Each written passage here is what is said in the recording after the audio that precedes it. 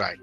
আচ্ছা, ক্লাস খেয়াল করো, শুরুতেই একটা নোটিশ দিতে যাচ্ছি। তোমাদের lab course teacher, instructor in fact, যিনি হওয়ার কথা ছিল, অর্থাৎ আম, শাহিদি নামে এক তোমাদের বড় বোন, সে আনফরচুনেটলি এই সেমিস্টারে আর কন্টিনিউ করবে না বলে সেটা জায়গায় জব অফার পাওয়ায় সে লাস্ট মুহূর্তে উইথড্র করে নিছে, যার জন্য সাকিব নামে আরেকজনকে অ্যাসাইন করা হয়েছে, নাজমুস সাকিব। ওরই ব্যাচমেট, কিন্তু মানে পাশ করে যাওয়া। তো নাজমুস সাকিবকে এখন অ্যাসাইন করার পরেও তোমরা জানো যে ক্যানভাসে আমাকে যেভাবে টিচার হিসেবে তোমরা দেখতে পাচ্ছ, ল্যাব ইনস্ট্রাক্টরকেও এই সিস্টেমে ঢুকানো হবে। তো নাজমুস সাকিব যেহেতু একদম লাস্ট মুহূর্তে জয়েন করছে, যার জন্য তার ইমেল অ্যাড্রেস সিস্টেমে এখনো আপডেট করা হয় নাই বিভিন্ন কারণে। তো হয়তো ইনফ্যাক্ট এই কারণে আমি ওকে ল্যাব ইনস্ট্রাক্টর হিসেবে সিস্টেমে ঢুকাতেও পারছি না। তো আমি এটা অলরেডি গতকালকেই আমাদের চেয়ারম্যান স্যার, ডিপার্টমেন্টের চেয়ারম্যান স্যারকে ইনফর্ম করছি, উনিও ইনিশিয়েটিভ নিচ্ছেন, কিন্তু এখন পর্যন্ত সেটা সলভ হয় নাই। তো যার কারণে হয়তো বা এই রবিবার কালকের ক্লাস তোমাদের ল্যাব ক্লাস নাও হতে পারে। তো আমি তোমাদের রিকোয়েস্ট করব যে তোমরা তোমাদের ক্যানভাসে ঢুকে চেক করবা ক্লাস টাইমের সময়।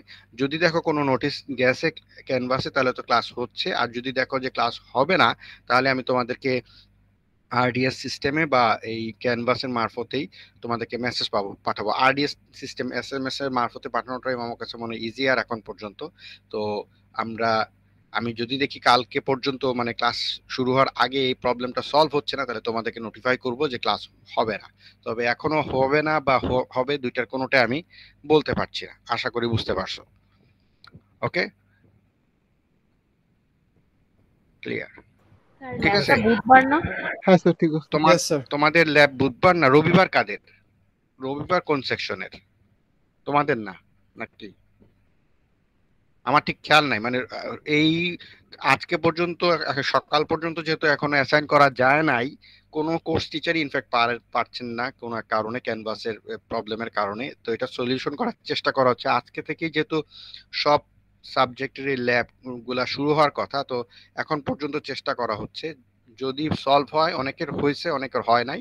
তো যাদের হয় নাই তাদের যদি এটা কন্টিনিউ হয়, তাহলে হয়তো একটা দুইটা ক্লাস পসপোন করতে হবে।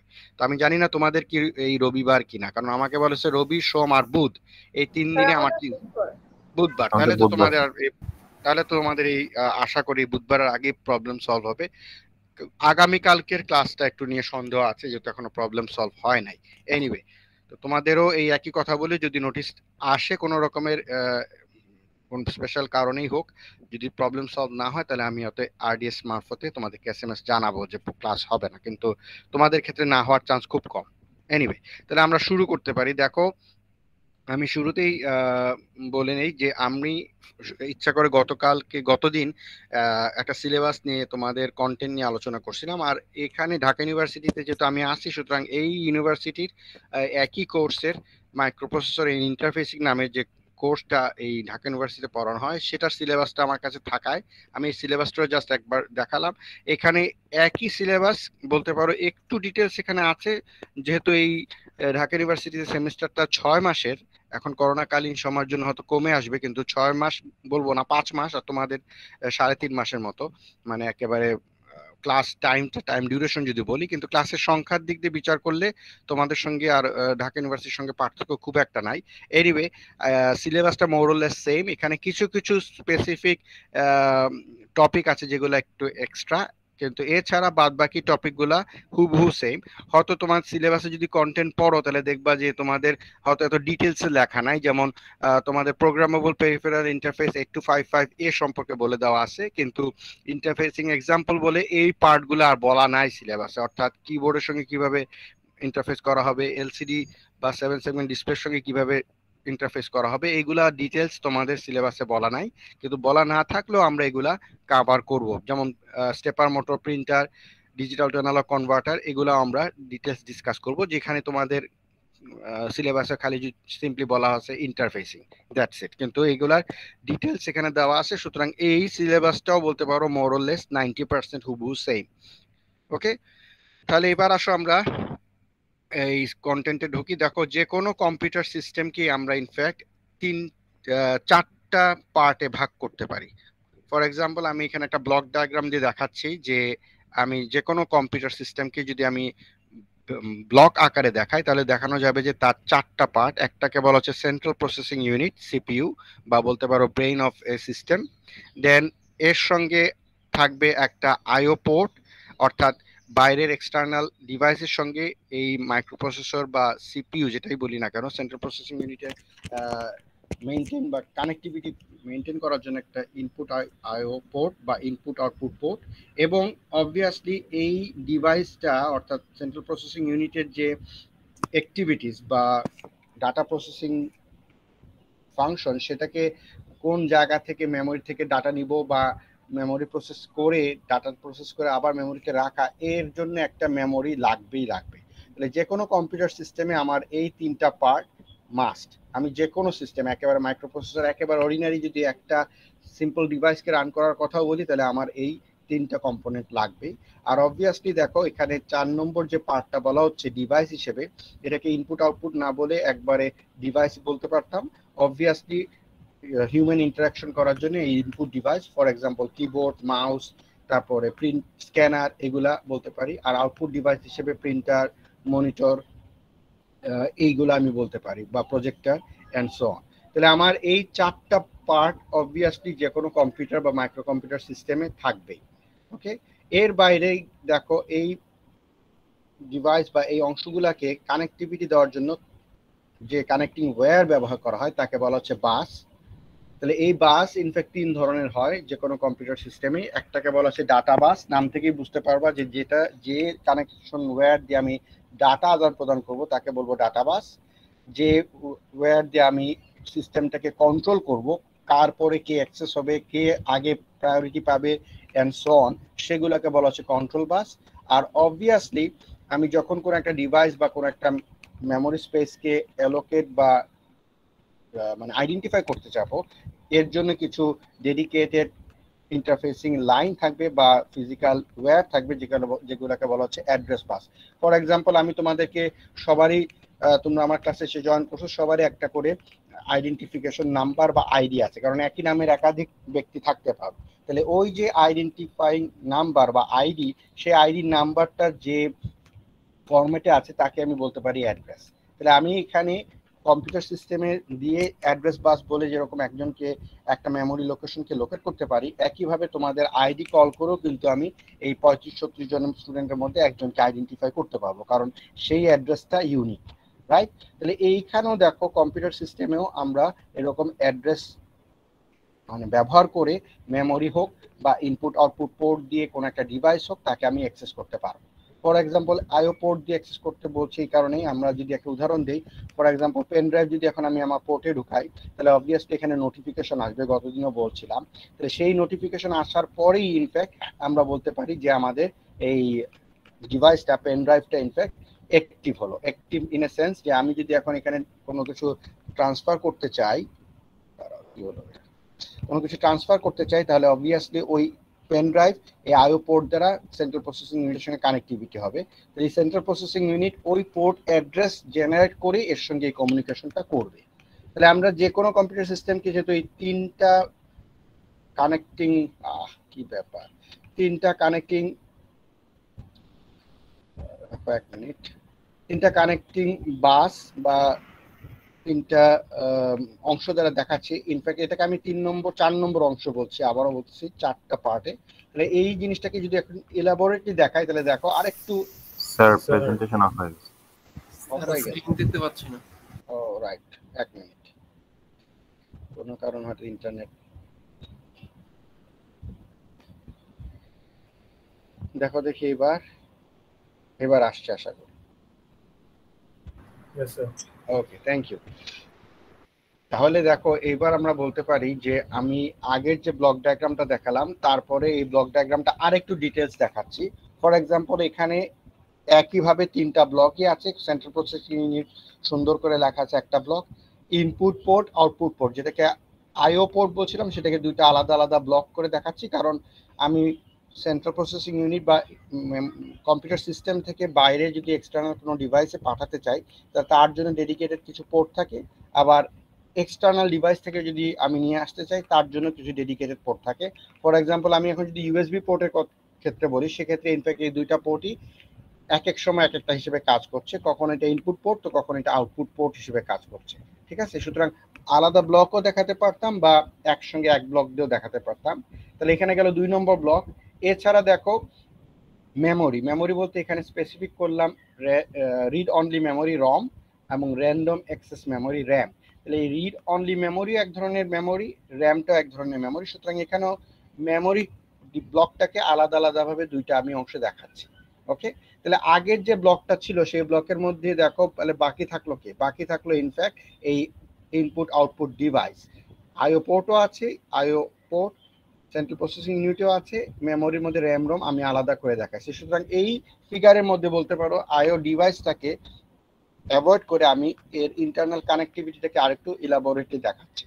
ফর এক্সাম্পল দেখো এবার কানেকশন কানেক্টিং ওয়্যারগুলোকে যদি খেয়াল করতে বলি, তাহলে দেখো অ্যাড্রেস বাসকে এবার দেখাচ্ছি ইউনিডিরেকশনাল, অর্থাৎ একদিকে শুধু ডাটা ট্রান্সফার করতে পারে, এই র্যাম থেকে বা রম থেকে অ্যাড্রেস জেনারেট হওয়ার কোনো চান্স নাই।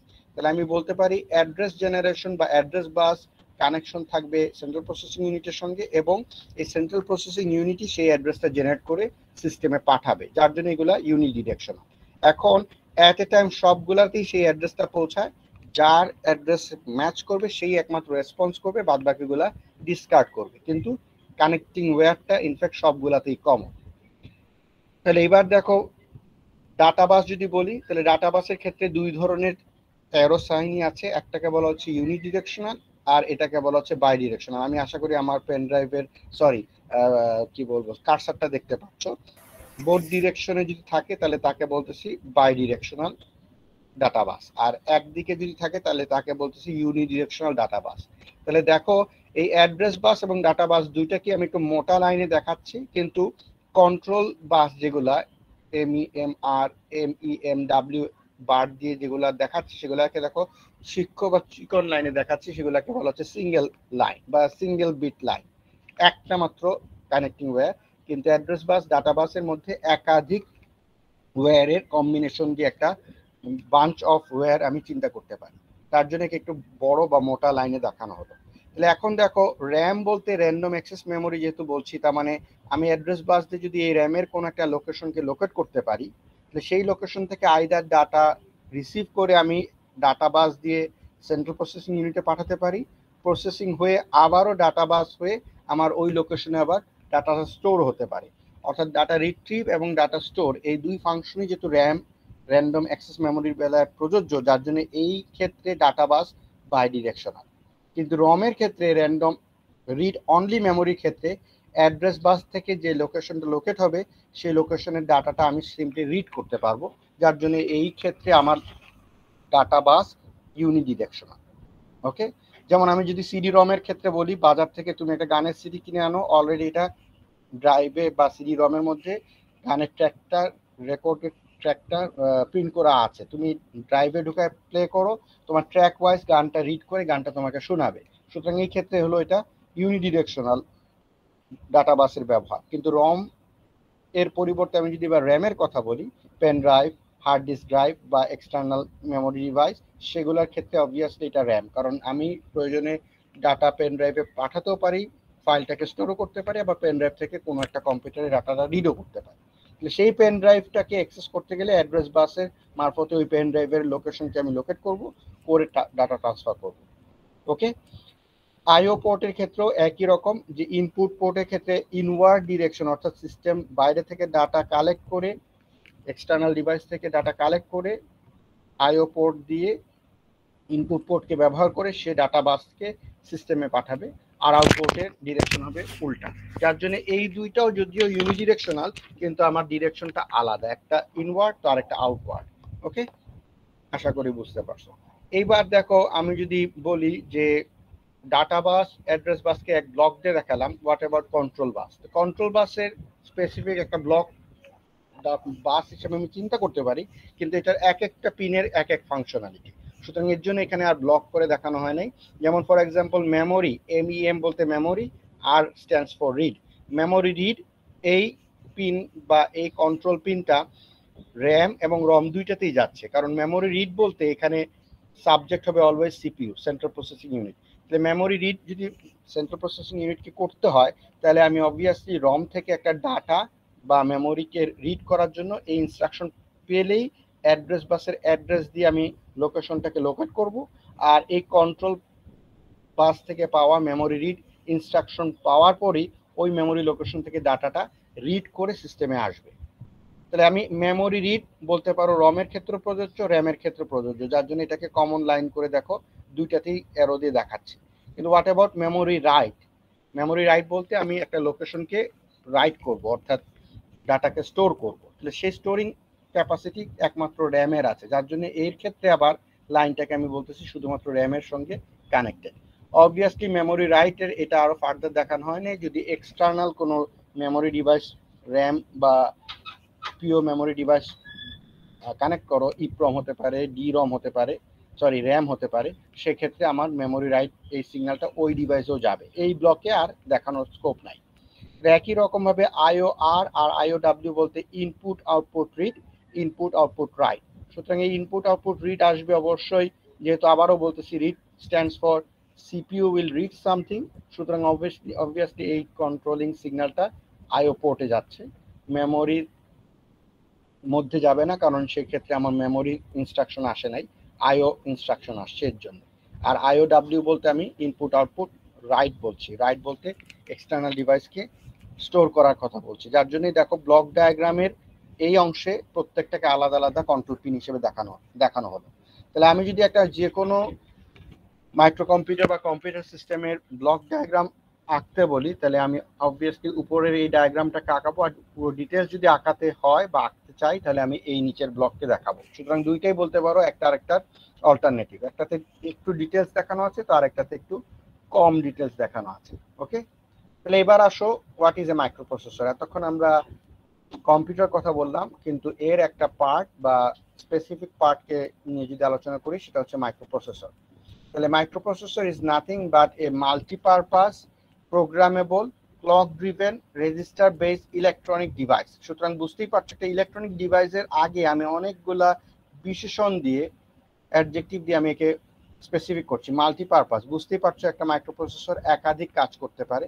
প্রোগ্রামেবল, সুতরাং বলার অপেক্ষা রাখে না, আমি যে কোড তোমাদেরকে ক্লাসের আগে বলছিলাম যে অ্যাসেম্বলি ল্যাঙ্গুয়েজ কোড, সেই কোডটা এক ধরনের প্রোগ্রাম। তাহলে আমি কি কাজ করব সেটা আমাকে কোডিং এর মারফতে স্টোর করতে হবে, তা এই কারণেই বলা হচ্ছে প্রোগ্রামেবল। আমি যে কোনো কোড কম্পাইল করে আমি একে কাজ করাতে পারি, কোড অনুযায়ী কাজ করাতে হবে, এর জন্য বলা হচ্ছে প্রোগ্রামেবল। দেন আসতেছে মারাত্মক ইম্পর্টেন্ট একটা part, clock driven.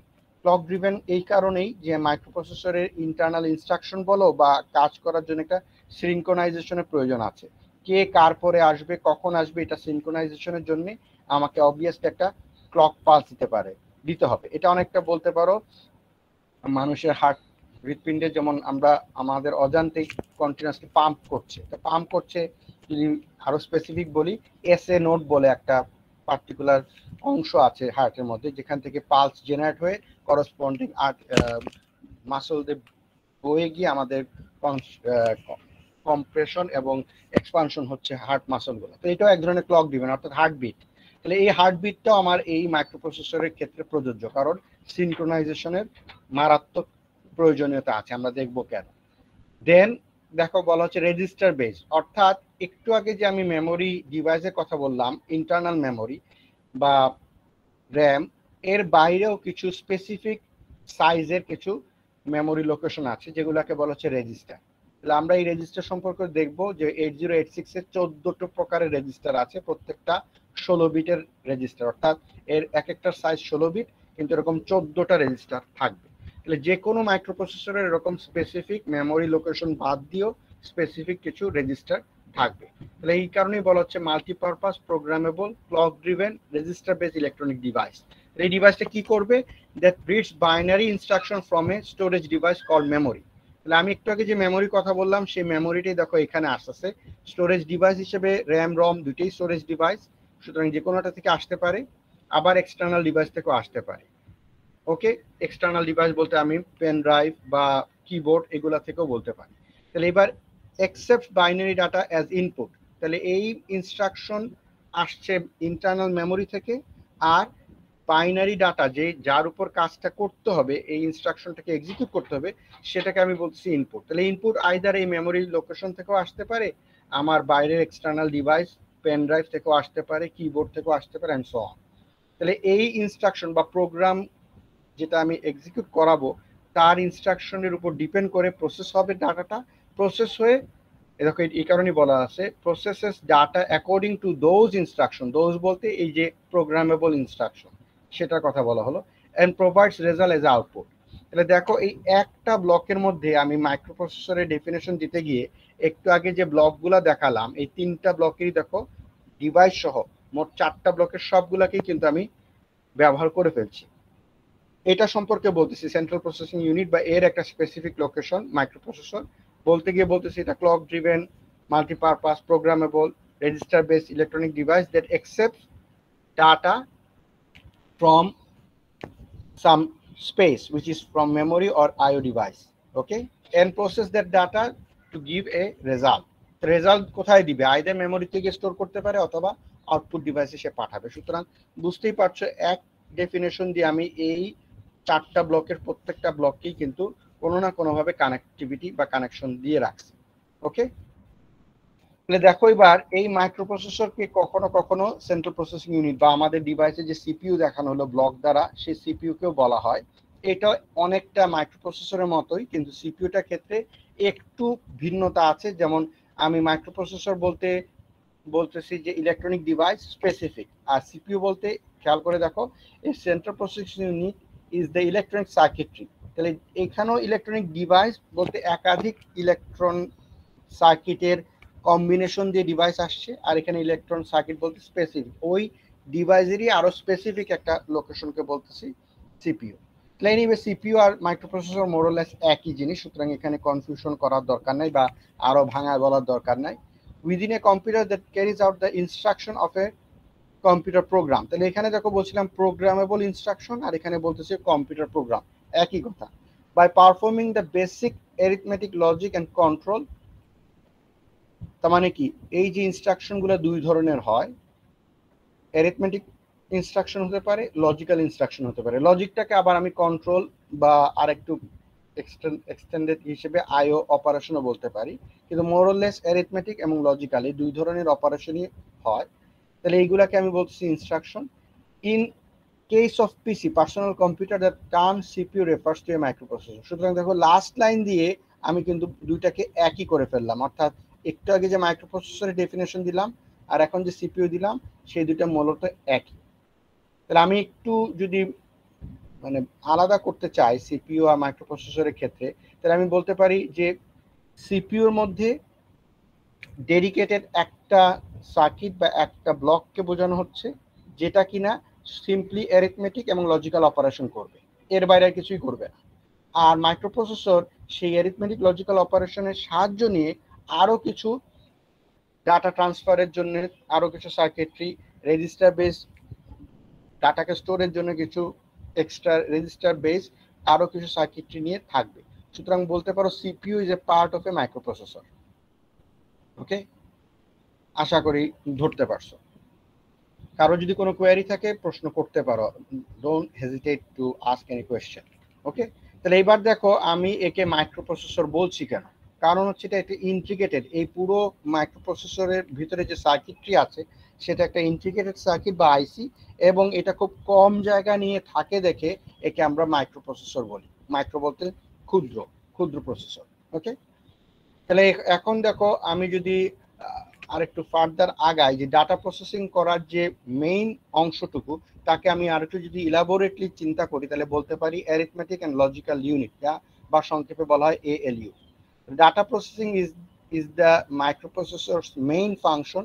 Data processing include both computation and data movement. তাহলে দেখো এই ওয়ার্ড দ্বারাই ইনফ্যাক্ট সিপিইউ এবং মাইক্রোপ্রসেসরের মধ্যে পার্থক্য করে দেওয়া হলো।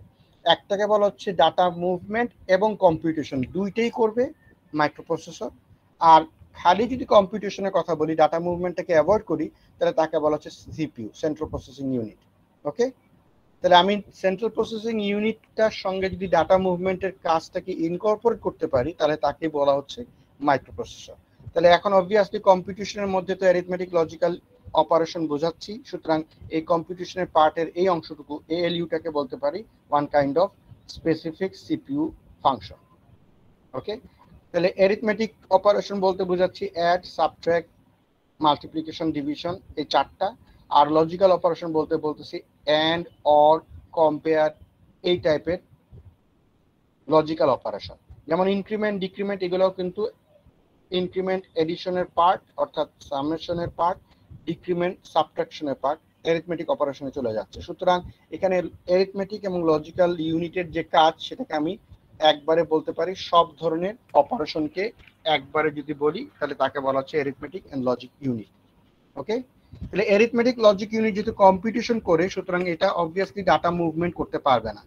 ALU cannot itself move data from place to place। তাহলে এই প্লেস টু প্লেস ডাটা মুভমেন্টের জন্য যে এডিশনাল সার্কিটরি লাগবে সেটার জন্য ডাটা মুভমেন্ট অংশের কারণে দরকার, এবং এই দুইটা পার্ট মিলেই আমার বলতে পারি আমি ওভারঅল মাইক্রোপ্রসেসরটা তৈরি হবে। তাহলে আমি দেখো এই স্লাইড থেকে একটু আগায় গিয়ে আমি তোমাদের সঙ্গে যদি একটা জিনিস দেখাই, এক মিনিট, দিস ওয়ান। তাহলে এখানে দেখো ইন্টারনাল আর্কিটেকচার অফ 8086 মাইক্রোপ্রসেসরের ক্ষেত্রে বলছি। তাহলে এখানে দেখো ডট ডট দিয়ে আমি দুইটা পার্টে ভাগ করছি। একটাকে বলতেছি BIU, বাস ইন্টারফেস ইউনিট, আরেকটাকে বলতেছি ইউ, যদিও ইটা লেখা অস্পষ্ট, ইউ এক্সিকিউশন ইউনিট।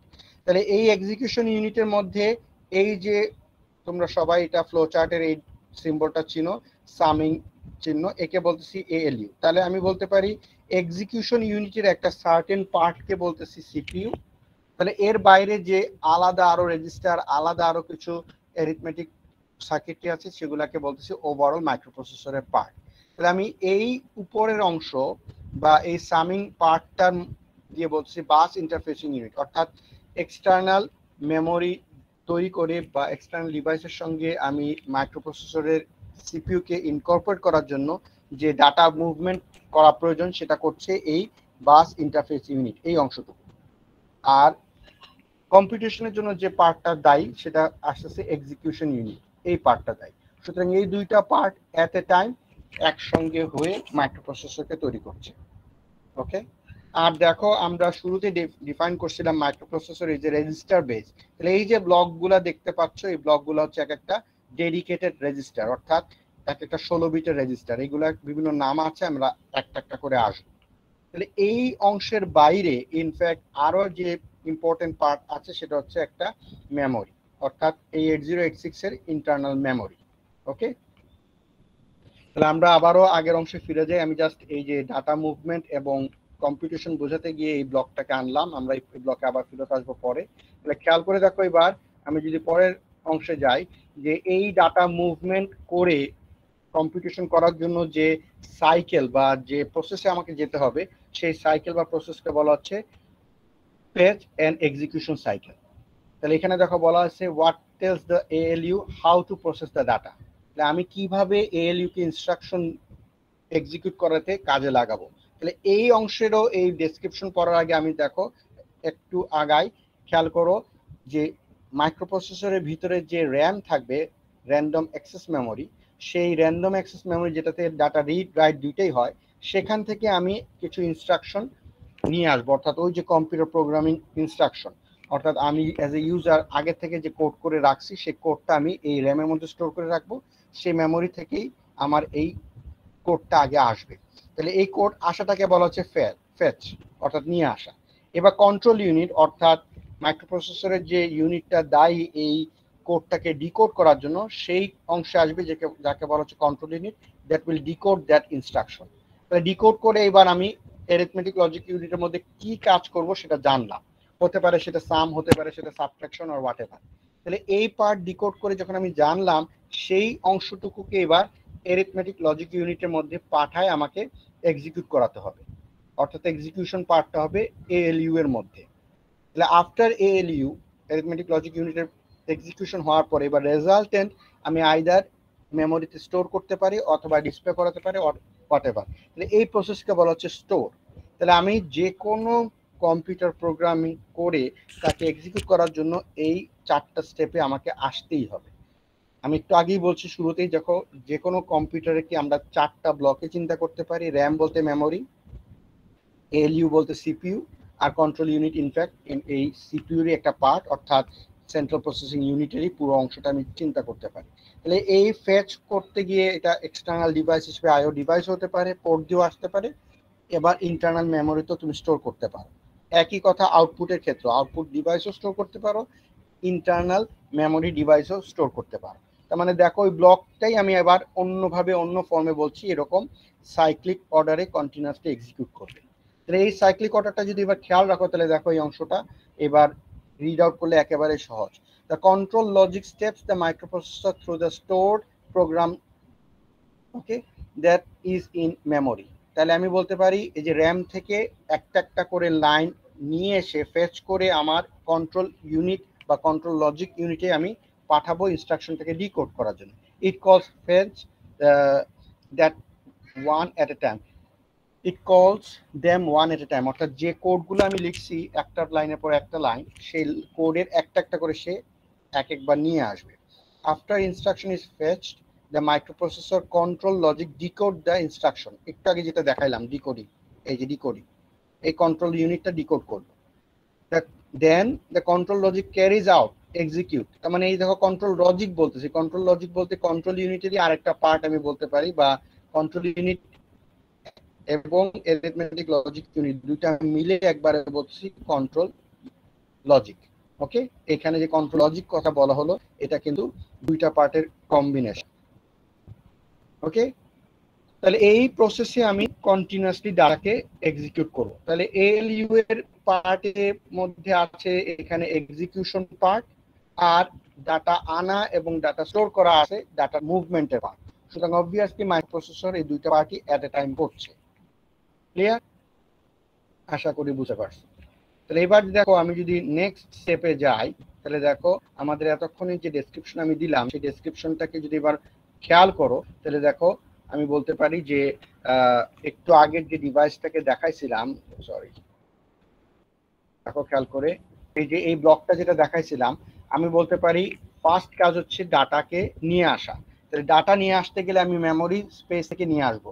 তাহলে এই যে বাস ইন্টারফেসিং ইউনিটের যে সামিং পার্টটা আছে, এই সামিং পার্টটা একটা মেমোরি লোকেশনের অ্যাড্রেস জেনারেট করবে। ওই অ্যাড্রেস থেকে সামহাও ইন্টারনাল ডাটা বাস দিয়ে সে এই এএলইউতে পাঠাবে।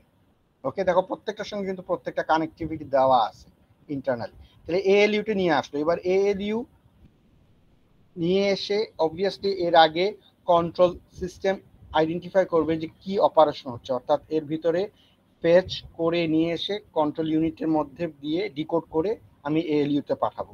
এএলইউ এক্সিকিউট করে আবারও ইন্টারনাল এই যে আউটপুট, এএলইউ থেকে আউটপুট এই ইন্টারনাল বাস দিয়ে কোনো একটা মেমোরি লোকেশনে স্টোর হতে পারে বা ইন্টারনাল কোনো রেজিস্টারও স্টোর হতে পারে। সুতরাং এই ব্লকটা ইনফ্যাক্ট ইন্টারনাল আর্কিটেকচার বলে আমি বলতেছি একবারে সব ধরনের অপারেশনের একটা কি বলবো ব্লুপ্রিন্ট বলতে পারো বা স্ট্রাকচার বলতে পারো এই ডায়াগ্রাম। ক্লিয়ার? এবার আসো মাইক্রোপ্রসেসরের স্ট্রেংথ। আমি 8086 বলছি অনেক পুরনো মাইক্রোপ্রসেসর, তাহলে এই লেটেস্ট মাইক্রোপ্রসেসরের সঙ্গে পুরনো মাইক্রোপ্রসেসরের তফাৎ কিভাবে হয় সেটা কিভাবে আইডেন্টিফাই করব। খেয়াল করো, তুমি বাজারে যদি যাও, গিয়ে যদি এখন একটা কম্পিউটার কিনতে চাও, এখন লেটেস্ট হচ্ছে কোর i7 বাজারে অ্যাভেলেবল। তো কোর i7 কিনবো না কোর i5 কিনবো, কি দেখে এই কোর i7 আর কোর i5 এর মধ্যে আমি আলাদা করছি? অবভিয়াসলি সেটা করা হচ্ছে মাইক্রোপ্রসেসরের পাওয়ার, অর্থাৎ এক্সিকিউশন এর ক্যাপাবিলিটি আইডেন্টিফাই করতে গিয়ে তুমি এই অংশটা নিয়ে আসছো। ওকে, আমাদের মোটামুটি আগের স্লাইডগুলো শেষ হয়েছে, সুতরাং আমি এখানে সরাসরি আসতে পারি। তাহলে দেখো, what we mean by the power of a microprocessor is its capacity to process data. তাহলে এই ডাটা প্রসেসিং ক্যাপাসিটি আইডেন্টিফাই করার জন্য তিনটা মূল ক্রাইটেরিয়া আছে। খেয়াল করো, 1 নম্বর ক্রাইটেরিয়া হচ্ছে the length of microprocessor data word, অর্থাৎ আমি কতটা বিটের ডাটা অ্যাট এ টাইম অপারেশনে পাঠাতে পারি। ফর এক্সাম্পল আমি যদি একটা উদাহরণ দেই, দেখো আমরা এখন ইউনিভার্সিটি লেভেলে এসে তোমাকে যদি বিশাল বড় একটা 1,50,00,000 টাকার একটা হিসাব দিয়ে তাকে যদি 5 দিয়ে ভাগ করতে বলা হয়, সেটা আমাদের পক্ষে সম্ভব, কারণ আমরা করতে করতে ইউজ টু। কিন্তু এই একই অঙ্ক যদি এবার ক্লাস 5 এর বাচ্চাকে দাও, সে কি পারবে? অবশ্যই পারবে না, কারণ সে তার জ্ঞানের দৌড় হচ্ছে ম্যাক্সিমাম হচ্ছে 4 থেকে 5 ডিজিট, লাখ বা 1.5 লাখের যে সংখ্যা, ডিজিটের সংখ্যা, সেটা প্রসেস করা টেকনিক সে জানে, কিন্তু প্রসেস করার ক্ষমতা তার নাই। তাহলে অবভিয়াসলি ক্লাস 5 আর ক্লাস 12 গ্রেডের পরে ইউনিভার্সিটি লেভেলের মধ্যে তফাৎ করতে গিয়ে আমি বলতে চাচ্ছি যে ইউনিভার্সিটি লেভেলের স্টুডেন্টরা মাছ মোর অ্যাডভান্স। তার মানে কি, অবশ্যই ক্যাপাসিটি বা ওয়ার্ড প্রসেসিং এর ক্যাপাসিটি বেশি। একই রকম ভাবে the length of microprocessor data word, কয়টা ডাটা ওয়ার্ড সে এট এ টাইম এক্সিকিউট করতে পারে তার উপর ডিপেন্ড করে মাইক্রোপ্রসেসরের স্ট্রেংথ বা পাওয়ার বাড়বে। যেমন ফর এক্সাম্পল আমরা এখন জানি Core i7 এর কথা বললাম, সেটা ক্ষেত্র বিশেষে 64 বিট হয়, আবার 32 বিটেরও হতে পারে।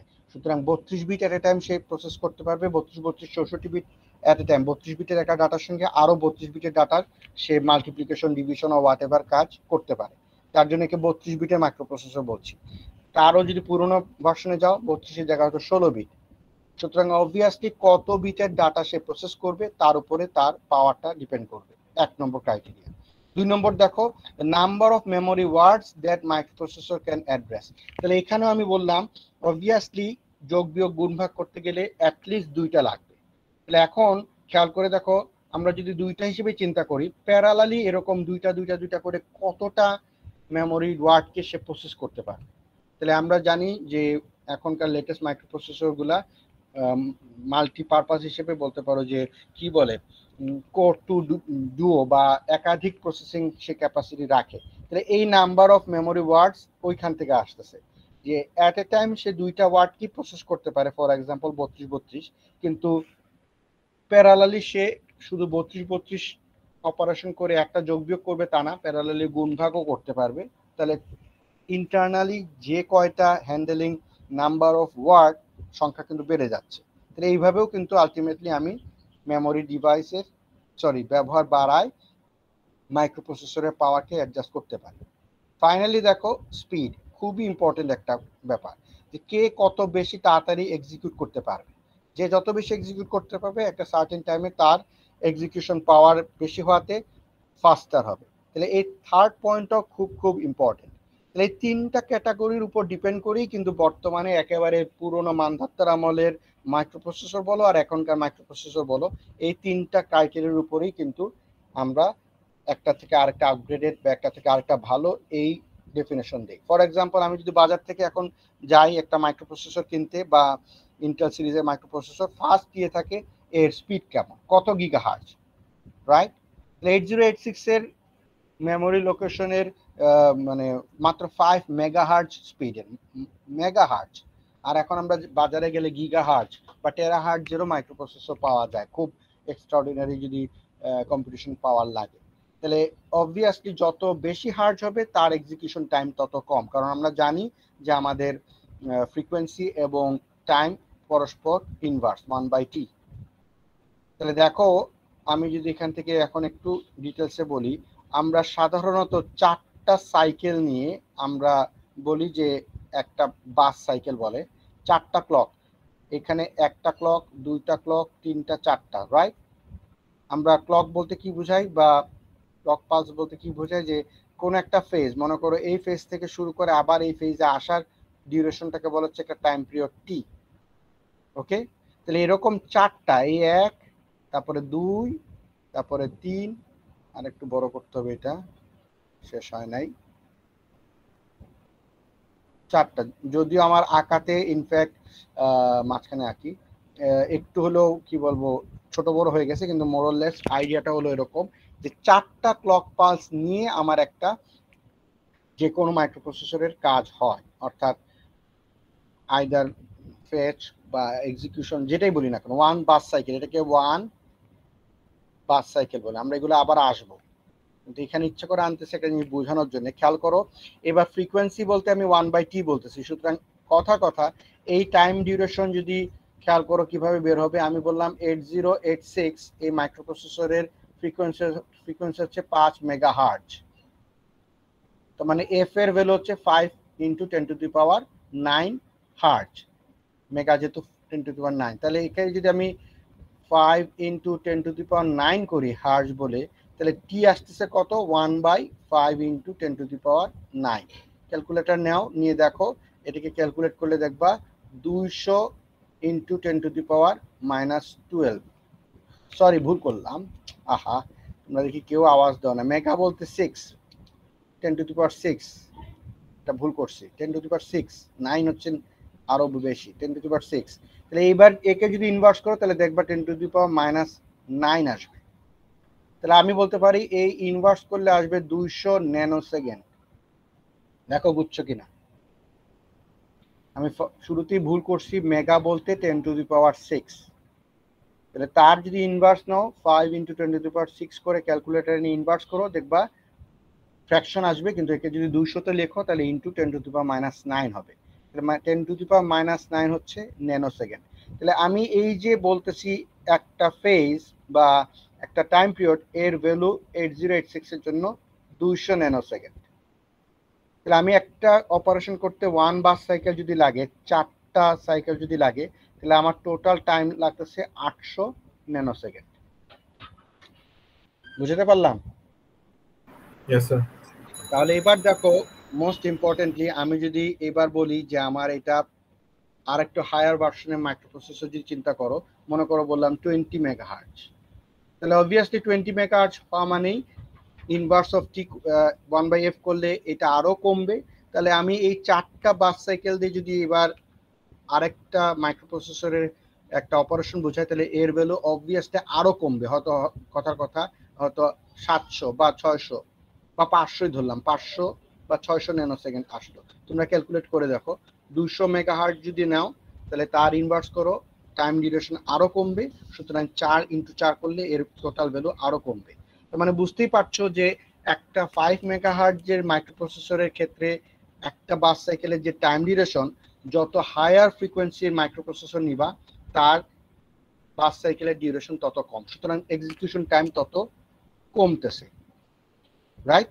তাহলে আমি বলতে পারি যে বর্তমানে যে গিগাহার্টজ রেঞ্জে আছে গিগাহার্টজ, সুতরাং এই গিগাহার্টজ রেঞ্জে হওয়াতে আমার প্রসেসিং টাইম অনেক অনেক কমে যাচ্ছে। সুতরাং ওইসব কারণেই আমি বলতে পারি যে মাইক্রোপ্রসেসরের স্পিডও একটা পাওয়ারের ইন্ডিকেশন। ওকে, তাহলে এবার দেখো আমি যদি ইভালুয়েশন অফ মাইক্রোপ্রসেসর বলি, দেখো আমাদের এই সালটা মনে রাখা খুব সহজ, 1971 আমাদের মুক্তিযুদ্ধের ইয়ার। সুতরাং এইখানে ইনফ্যাক্ট প্রথম যে মাইক্রোপ্রসেসর তৈরি হয়েছে ইন্টেলের, সেটা 1971 সালে। সুতরাং এর নাম্বার হচ্ছে 4004, মাত্র 4 বিটের। এই যেটাকে বললাম length of microprocessor data word এখন 32-64 বিটের আছে, ওই সময় ছিল মাত্র 4 বিটের। 4 বিটের সে ডাটা অ্যাক্সেস করতে পারে বা কমপ্লিট করতে পারে। সুতরাং 4004 হয়তো ওইখান থেকে, আমি এক্স্যাক্টলি জানি না কেন 4 সিরিজ দিয়ে নাম্বার, কিন্তু এটা 4 বিটের একটা মাইক্রোপ্রসেসর। এই টেবিলে দেখো, এবার আমি যদি দেখাই, সরি, তাহলে দেখো 4004 এর 1971 সালে ইন্ট্রোডাকশন হয়েছে। এর ইন্টারনাল ট্রানজিস্টর সংখ্যা মাত্র 2300। অপারেশন ক্লক স্পিড দেখো 108 কিলোহার্টজ। ওকে, সুতরাং বুঝতেই পারছো, আর আমার 8086 হচ্ছে 5 মেগাহার্টজ। আর এখানে পেন্টিয়াম 4 2000 সালে আসছে। আমরা যখন ইউনিভার্সিটিতে ঢুকি বা ইন্টারমিডিয়েট পড়ি তখন 2000 সাল, সেটা আসতেছে 1.4 গিগা। সুতরাং বুঝতেই পারছো এখন 2020 সালে এটা আরো অনেক অনেক বেড়ে গেছে। যত বাড়বে তত কম্পিউটেশনের পাওয়ার বাড়ছে, গেল 1 নম্বর। তাহলে উপর থেকে নিচে যতই তুমি যাচ্ছ ততই তোমার পেন্টিয়াম 4 বলো বা আরো হায়ার ভার্সন মাইক্রোপ্রসেসরে যাচ্ছি, অ্যাজ ওয়েল অ্যাজ আমার স্পিড বেড়ে যাচ্ছে, কম সময় আমি এক্সিকিউট করতে পারছি, গেল একটা। এবার দেখো অ্যাড্রেস ডাটাবাস দিয়ে যদি বলি, আগে ছিল 4 বিটের প্রসেসিং ক্যাপাবিলিটি, তারপরে 8, 16, এরপর 32, 64, এখান থেকে 1993 থেকে অবলিক দিয়ে কখনো 64 কখনো 32, মানে একটা স্পেসিফিক অপারেশনের ক্ষেত্রে 64 বিট হয়। এখনকার গুলা অলমোস্ট সবগুলাই 64 বিটের। সুতরাং বুঝতেই পারছো আরো কিছুদিন গেলে হয়তো এটা 64 বিট থেকে বাইরে বের হয়ে গিয়ে 128 বিটের হয়ে যাবে। সুতরাং বুঝতেই পারছো যত বেশি নাম্বার অফ ডাটা বাস থাকবে তত তার পাওয়ার বেশি। তাহলে দুই ক্ষেত্রেই, স্পিডের ক্ষেত্রে আমি যত নিচের দিকে আসতেছি বলার অপেক্ষা রাখে না, তত আমার মাইক্রোপ্রসেসরের পাওয়ার বাড়ছে। তাহলে এখন দেখো প্রশ্ন হচ্ছে, দেখো ফাইনালি অ্যাড্রেস বাসের দিকে তাকাও। প্রথমে ছিল 10 বিট, বাড়তে বাড়তে 36 বিট হয়েছে। সুতরাং অ্যাড্রেস বিটের সংখ্যা কিন্তু খুব একটা বাড়ে নাই। তাহলে আমি দেখো অ্যাড্রেস বিট বলে এখানে একটু অন্য প্রসঙ্গে আসি। খেয়াল করো, ইন্টারনাল মেমোরির সঙ্গে এই অ্যাড্রেস বিটের সংখ্যা মিলে। ফর এক্সাম্পল আমাকে যদি দুইজনকে আইডেন্টিফাই করতে হয়, how many bits I need to identify that two? কয়টা লাগবে বলো দেখি কেউ একজন। 1 bit 01 1 bit, very good. 1 bit কেন? কারণ একটা হচ্ছে 1 আর একটা হচ্ছে 0। 1 দিয়ে আমি একজনকে বোঝাবো, 0 দিয়ে আমি আরেকজনকে বোঝাবো। তাহলে এখন যদি 3টা হতো তাহলে এই 1 বিট আর হলো না, এবার আমাকে 2টা বিট নিতেই হবে। 0 0 দিয়ে আমি একজনকে বোঝাবো, 0 1 দিয়ে আরেকজন, 1 0 দিয়ে আরেকজন, 3জন। 1 1 অপশন আমার আছে কিন্তু ব্যবহার করা লাগতেছে না, যেহেতু 3জনকে দিয়ে আমি করছি। তার মানে টোটাল আসতেছে দেখো, নাম্বার অফ অ্যাড্রেস বিট যত, 2 টু দি পাওয়ার n দিয়ে আমি তত সংখ্যক লোকেশনকে অ্যাক্সেস করতে পারছি, নাম্বার অফ লোকেশন। ওকে, তাহলে দেখো, সরি, n বলতে নাম্বার অফ অ্যাড্রেস বিট বলতেছি, অ্যাড্রেস বিট। তাহলে এখন 10 বিট যদি হয় তাহলে অবভিয়াসলি 2 টু দি পাওয়ার 10 করে যে সংখ্যা পাবো সেটা। আবার আমি যদি এখন বাড়তে বাড়তে 8086 এর ক্ষেত্রে বলি, 8086 এর ক্ষেত্রে দেখো number of bit address bit হচ্ছে 20 বিটের, সুতরাং 20 বিট যদি বসাই তাহলে 2 টু দি পাওয়ার 20 বসালে দেখো এখানে আসবে 1 মেগা। তাহলে এখানে 1 m বলতে 10 টু দি পাওয়ার 6, তাহলে 1 মেগা সংখ্যক লোকেশনকে আমি আইডেন্টিফাই করতে পারছি। কিন্তু এই জায়গায় 10 টু দি পাওয়ার 10 করলে হাফ হতো, অর্থাৎ 512 আসা উচিত ছিল, কিলো আসা উচিত ছিল, কিলো বাইট। কিন্তু এখানে বলা হচ্ছে 640 মাত্র বাইট, নট ইভেন কিলো। তাহলে এখানে এত কমে গেল কিভাবে? বা অ্যাড্রেস বাসের 10 বিট হলো অ্যাড্রেসেবল মেমোরি বলছে অতি কম, কারণ এখানে এইটুকু স্পেসই আমি শুধুমাত্র ডাটা রিড রাইট মানে মাল্টিপল অ্যাক্সেস করার জন্য ব্যবহার করতে পারি, র্যাম হিসেবে ব্যবহার করতে পারি। বাকিগুলা এই 8086 এর জন্য ফিক্সড অন্য পারপাসে, যার জন্য এখানে অ্যাক্সেস করার ক্ষমতা কম। কিন্তু যখনই আমি একে 20 বিটে নিচ্ছি তখন এই টোটাল মেমোরি লোকেশনটাকে আমি বিভিন্নভাবে ব্যবহার করতে পারবো। এরও মধ্যে আমি দেখবো যে 1 কিলোবাইট ফিক্সড, কিন্তু ওই 1 কিলোবাইটটা ডেডিকেটেড স্পেসিফিক লোকেশনে না, যে কোনো জায়গার 1 কিলোবাইট আমি স্টোর করতে পারি। ওকে, তোমার কাছে ফর এক্সাম্পল আমি বললাম একটা বাগান এর স্পেস দেওয়া আছে, এই বাগানের মধ্যে এইটুকু জায়গা আমি বাগানের মাটি, গোবর, সব ধরনের চারা এগুলাকে স্টোর করার জন্য রাখছি। এটা গেল একটা, সেক্ষেত্রে এটা ইউজেবল এইটুকু পার্ট। আর একবার বললাম যে না, এই পুরো সেম স্পেসই আছে কিন্তু এই লোকেশনটা ফিক্স না, আমি যে কোনো জায়গায় রাখতে পারি, এখানে এখানে এখানে। তাহলে আমি এই ক্ষেত্রে বলবো অ্যাক্সেসেবল অ্যাড্রেস এইটুকু, এর ক্ষেত্রে বলবো অ্যাক্সেসেবল অ্যাড্রেস পুরোটাই, যদিও এর মধ্যে স্পেসিফিক কিছু লোকেশন আমাকে আনইউজড হিসেবে ব্যবহার করতে হবে। বুঝতে পারলাম? এই দুইটা লোকেশনের আসলে এক্স্যাক্টলি তাই ছিল, অর্থাৎ এখানে যদিও 512 কিলোবাইট মেমোরি আছে কিন্তু তার মধ্যে আমি ম্যাক্সিমামই রেখে দিয়েছি প্রিজার্ভ হিসেবে অন্য পারপাসে, শুধুমাত্র 640 বাইট আমি ব্যবহার করতে পারছি। সুতরাং যত বেশি অ্যাড্রেস পিন হবে ততই আমার ইন্টারনাল মেমোরির সাইজ বেশি। বি কেয়ারফুল, আমি কিন্তু বলছি internal memory, not even external. তোমার প্রয়োজনের সাপেক্ষে তুমি এক্সটার্নাল মেমোরি ডিভাইস বা হার্ড ডিস্ক ড্রাইভ লাগাতে পারো, কিন্তু প্রত্যেক মাইক্রোপ্রসেসরের ভিতরে একটা স্পেসিফিক ডেডিকেটেড মেমোরি লোকেশন দেওয়া আছে, সেটা এই অ্যাড্রেস বাসের উপর ডিপেন্ড করবে। ক্লিয়ার? তাহলে খেয়াল করে দেখো 2-3 ক্ষেত্রে আমি বলতে পারছি যে যত বেশি যাচ্ছি ততই আমার লাভ। তাহলে এখন প্রশ্ন হচ্ছে লিমিটিং ফ্যাক্টর কি, কিভাবে আমি একে লিমিট করছি। ফর এক্সাম্পল দেখো, নাম্বার অফ ট্রানজিস্টর 4004 এ মাত্র ছিল 2300টা, যত বাড়ছে পেন্টিয়াম 4 এ চলে আসছে 24 million. Can you imagine 10 to the power 6, কত বেশি সংখ্যক ট্রানজিস্টর। তাহলে এখন 1971 সালে যে ট্রানজিস্টর ছিল আর 2000 বা 2020 সালে যে ট্রানজিস্টর, সেটার সাইজে আকাশ পাতাল তফাৎ। যদি একই থেকে যেত তাহলে আমি জীবনই পেন্টিয়াম 4 পেতাম না। ফর এক্সাম্পল একটা উদাহরণ দিলে জিনিসটা তো ক্লিয়ার হবে, ভিজুয়ালাইজ করতে পারবা।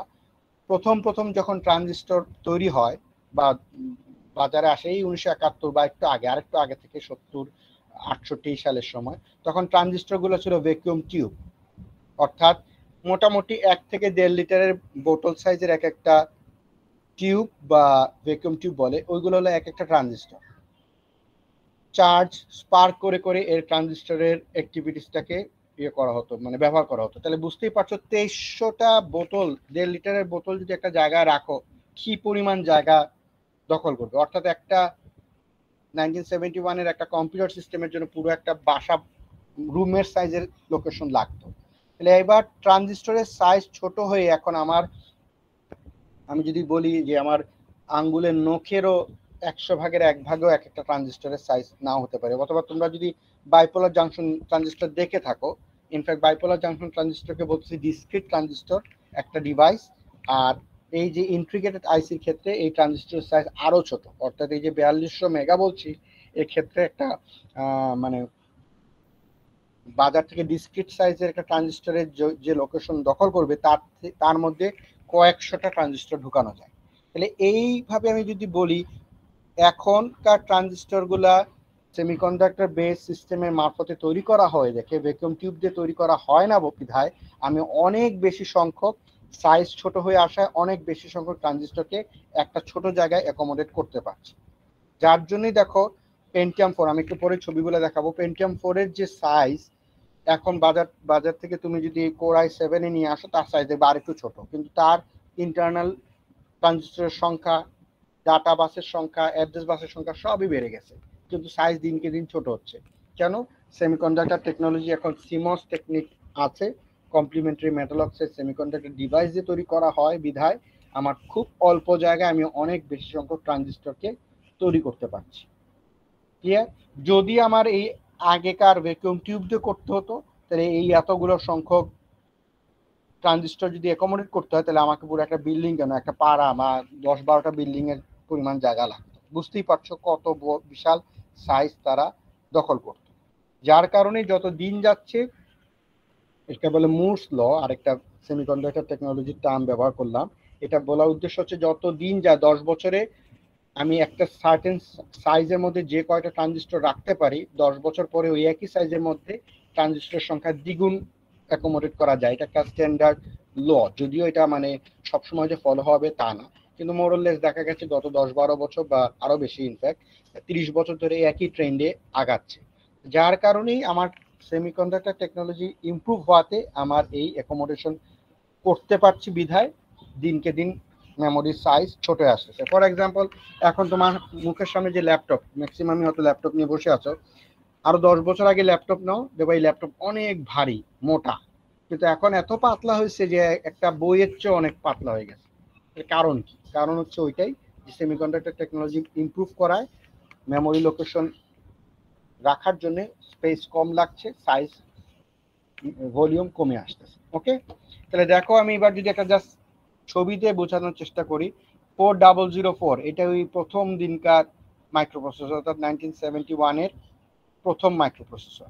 তাহলে এই মাইক্রোপ্রসেসরের পিন দেখো মাত্র এই পাশে আছে কম করলে 8-16 পিনের, তাহলে বুঝতেই পারছো এটার ক্যাপাসিটি অনেক কম। তারপরে যদি আস্তে আস্তে কোর i7 বা আস্তে আস্তে লেটেস্টের দিকে যাই, দেখো 8086 মোটামুটি মাঝামাঝি, আমরা ওই যে টেবিল দেখাইছিলাম দেখো 1980-82 সালের দিকে যদি তুমি দেখো, বা 78-80 মোটামুটি 10 বছর পরেরটা যদি দেখো, তাহলে তার একই সাইজের মধ্যে নাম্বার অফ পিন বেড়ে যাওয়ায় একটু সাইজ হয়তো বাড়ছে ঠিকই, কিন্তু আলটিমেটলি এর ক্যাপাসিটি অনেক বাড়লো।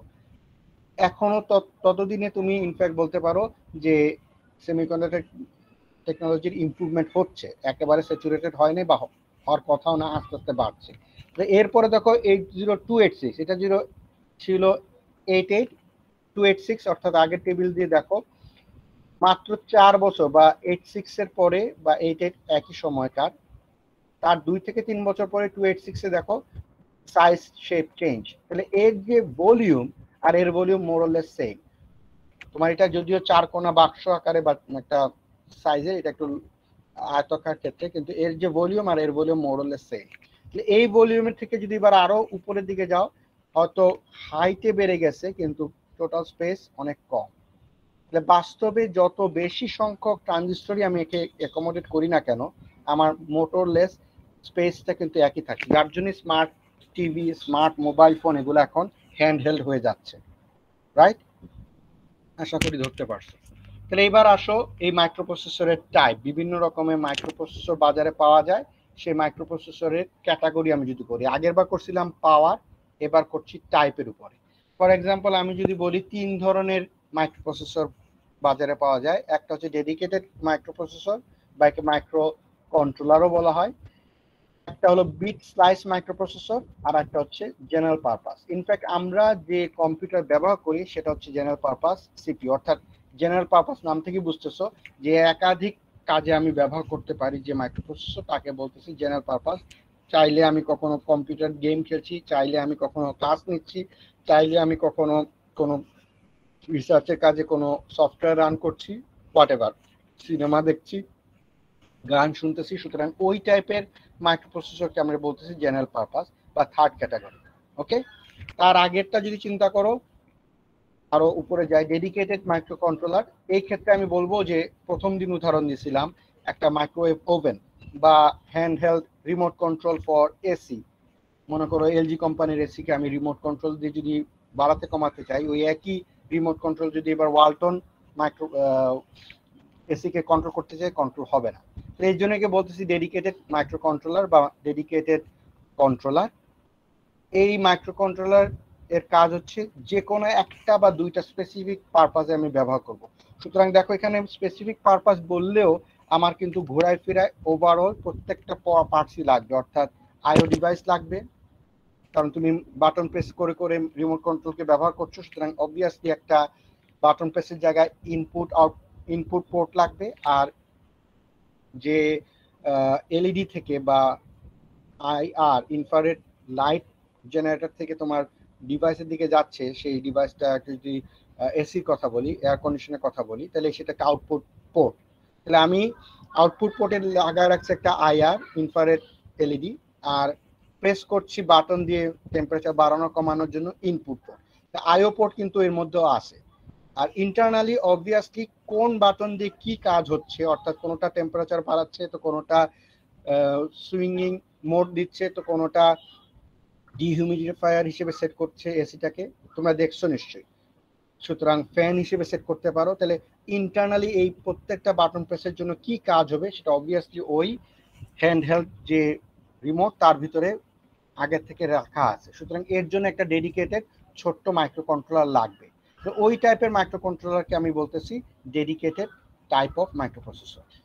ওকে, অবভিয়াসলি তাদের মেমোরি স্পেস, তাদের ডাটা হ্যান্ডলিং ক্যাপাবিলিটি, স্পিড অনেক অনেক কম দেন that of general purpose.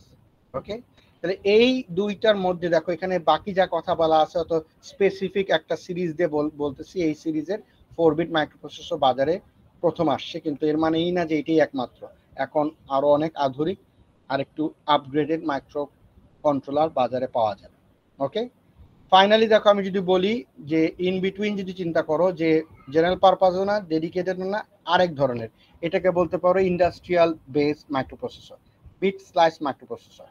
Bit slice নাম থেকে বুঝতেছো যে এক একটা পুরো প্রসেসটাকে আমি যদি স্লাইস আকারে চিন্তা করি, এক একটা পার্ট এক একজনের জন্য ডেডিকেটেড, ইন্টিগ্রেটেড করে আমি ওভারঅল একটা কাজ পেতে পারি। ফর এক্সাম্পল আমি যদি এভাবে বলি যে এই মুহূর্তে তোমাদের ইউনিভার্সিটির আইটি ডিপার্টমেন্টের হয়তো ডাটা হ্যান্ডলিং ক্যাপাবিলিটি যা, আরো 10 বছর পরে নাম্বার অফ স্টুডেন্ট আরেকটা আলাদা ক্যাম্পাস হতে পারে। সুতরাং তার জন্য আমার আরো মেমোরি স্পেস বা ডাটা হ্যান্ডলিং ক্যাপাবিলিটি বাড়াতে হবে। এখন আমরা ফ্যাকাল্টি হয়তো এখানে নর্থ সাউথে কথা বলতেছি 1000 জন আছি, পার্ট টাইম ফুল টাইম মিলায়।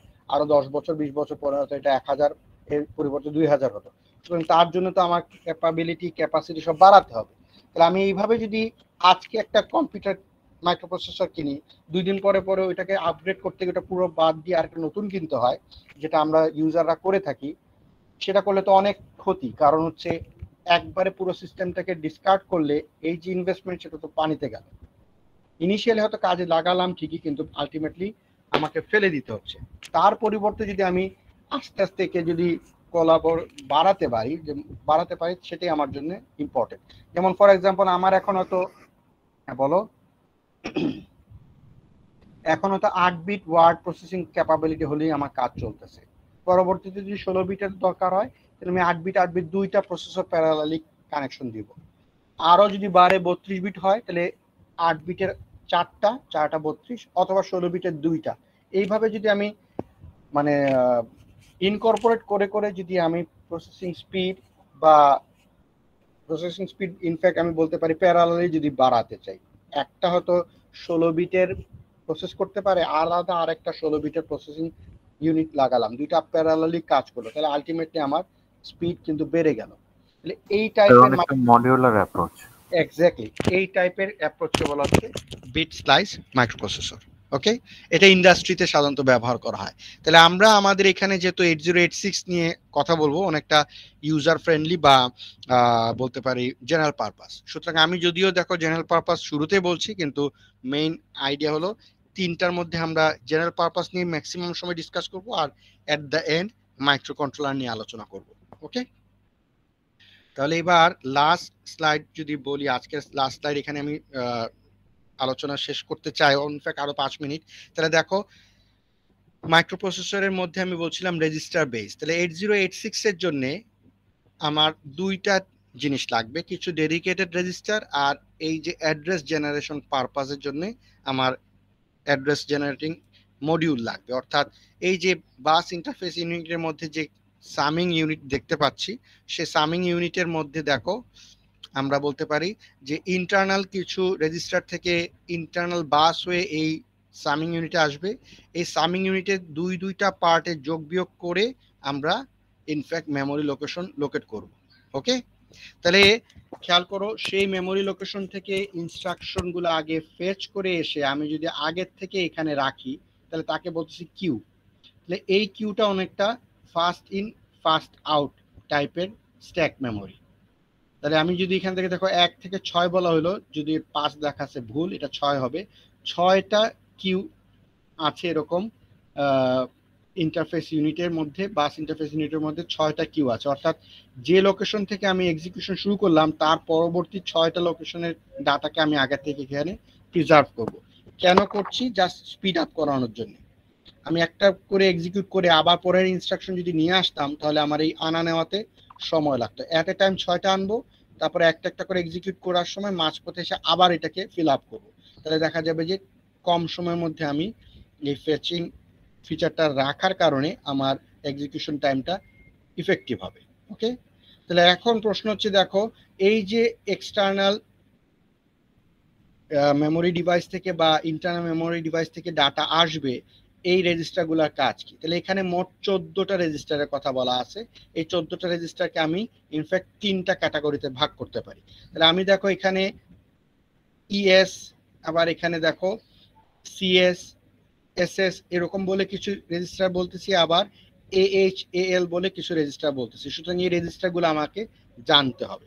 খেয়াল করো, আমি যদি রেজিস্টারগুলোকে ক্যাটাগরি করি, তাহলে 3 ধরনের ক্যাটাগরিতে ফেলানো যায়: data register, address register, and finally status register. এটা হলো মেইন, যদি আমি অ্যারো দিয়ে রাখতে পারি নাই, বাট আমার সঙ্গে খেয়াল করো। তাহলে ডাটা রেজিস্টার বলতে বোঝাচ্ছি যে রেজিস্টারগুলা ডাটা হ্যান্ডলিং এর জন্য ব্যবহার হবে সেগুলোকে বলা হচ্ছে ডাটা রেজিস্টার। যে রেজিস্টারগুলা অ্যাড্রেস জেনারেশন পারপাসে ব্যবহার হবে অ্যাড্রেস রেজিস্টার।